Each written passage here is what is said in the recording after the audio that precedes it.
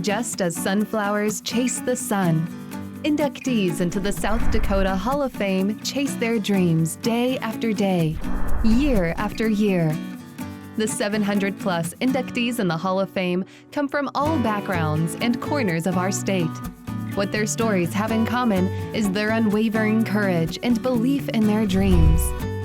These dream chasers are an inspiration for us all to strive for excellence and believe in our own potential to chase dreams well into the future. James Emery was a humble man who overcame challenges in his life to forge a better future for his community. He was born on the Rosebud Indian Reservation in 1904, at a time when speaking the Lakota language was discouraged. One of Emery's greatest contributions in life was saving his native language. Emery combined his natural gifts and great creativity to begin a project that spanned several decades. This project resulted in over 300 hours of recordings of the culture, history, language, and songs of Native Americans, including an interview with the daughter of Walks Alone, a survivor of both the Battle of the Little Bighorn and Wounded Knee.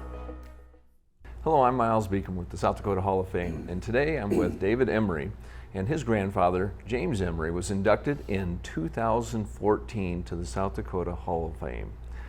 So welcome today, David, and thanks for joining us. Yeah, thank you. I think if you could start with, could you explain what's involved with your grandfather's comprehensive Lakota language and music collection?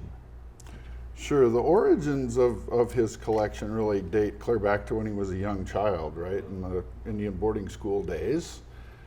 Forbidden to speak your native language, Lakota, and I think as he got older and realized that less and less people were speaking, a lot of the traditions in history were oral in those days. They weren't getting recorded, they weren't being written down.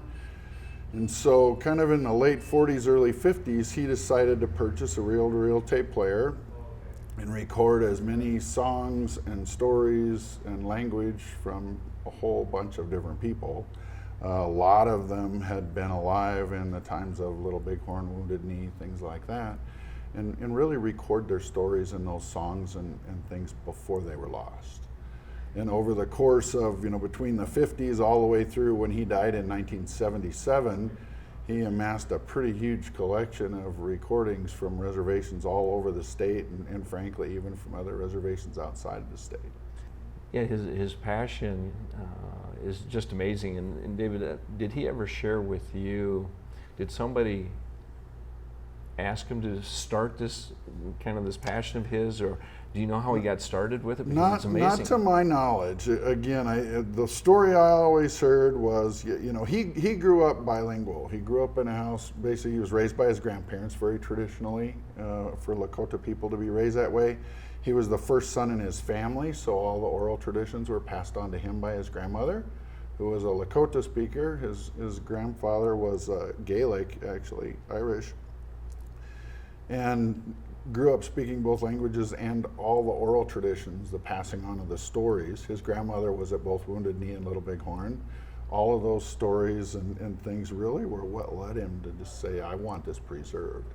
Because with the boarding schools, with the other things that were prohibiting people from speaking Lakota, practicing religion, those sorts of things, a lot of that was being lost. And he just said, someone has to record these people before they die, because they couldn't write, they couldn't read, and they spoke Lakota almost exclusively for a lot of them, at least in the 50s. And so it was really something he just felt like needed to be preserved for the people. And what an amazing story, and just looking at the 3 generations that have kept this moving, and at any point in the first, second, or third generation would have been very easy to say, enough's enough. Mm-hmm. But the passion and the belief that these stories need to be shared is just amazing. What do you think your grandfather would think right now if he was able to look at the state that they're in and the schools they're with? I think he would be happy. The whole point, and he said this over and over, is I want these to be preserved so people can listen to them and use them, learn from them. So I think having them distributed as widely as they are now, which still isn't that broadly, but it's much more than it was for 30 years, I think he would be very pleased with that. I know my dad was. You know, one of the things I think that's really, really special about the collection is that there's a lot of people from generations ago for a lot of current families. So, and some of them are aware of those tapes, some of them are not. But to be able to have a resource where they can go back and listen to, you know, their great grandfather or great great grandfather or someone sing a family song or tell a story, I think is really priceless. And hopefully through the efforts of the Hall of Fame and the various community colleges, the tribal colleges, that word can get out there and it's a little easier for people to access those.